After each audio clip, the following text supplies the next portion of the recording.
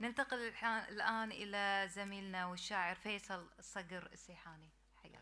السلام عليكم ورحمة الله وبركاته.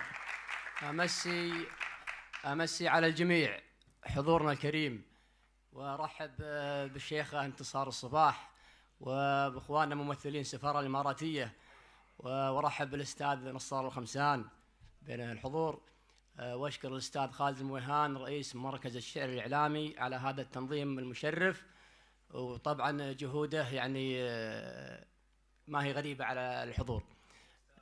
والإمارات، قصيدة الإمارات تستاهل يعني أكثر من القصيدة، وأبارك للإمارات في المناسبة هذه ومشاركتي بقصيدة. القصيدة تقول: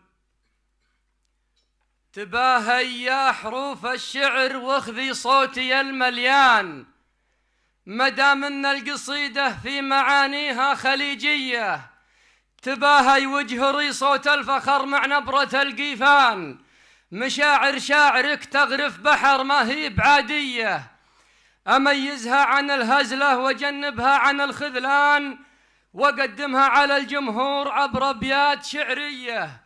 سلام يا إمارات الشموخ وشيخة الأوطان، سلام يردفه من وافر التقدير وتحية، نبارك عيد توحيد البلاد وعمرة البنيان، عمرها زايد اللي كان روحه في البلد حية. نبارك عيد توحيد البلاد وعمرة البنيان، عمرها زايد اللي كان روحه في البلد حية، وجمع 7 الإمارات وحكم مستثمر الإنسان، وطور دولته لين أصبحت درة ومضوية، رحل من واقع الدنيا ولكن ما رحل الآن، رجال تنتهج نهجه وتسعى في مساعيه، خليفة رئيس الدولة وأخوه محمد كحيلان، خليفة رئيس الدولة وأخوه محمد كحيلان، وابن راشد محمد من نسل مكتوم يا حيه، على دربه مشوا لا ما غدوا، زايد هو العنوان، مسيرتهم شرف واستحدثوا نقلات نوعية، ولهم وقفات في مجلس تعاون والخليج إخوان. ترى وقفاتكم يا أصحابنا ما هي بمنسية، ولا ننسى قطر مع مملكة بحرين ويا عمان، ولا ننسى مواقف مملكتكم يا السعودية، ولا ننسى قطر مع مملكة بحرين ويا عمان، ولا ننسى مواقف مملكتكم يا السعودية.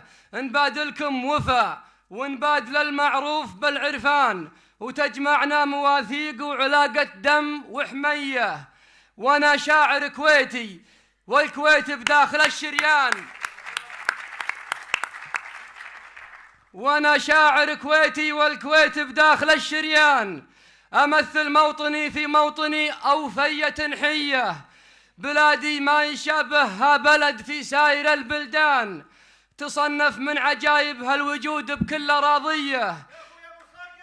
كفك الطيب.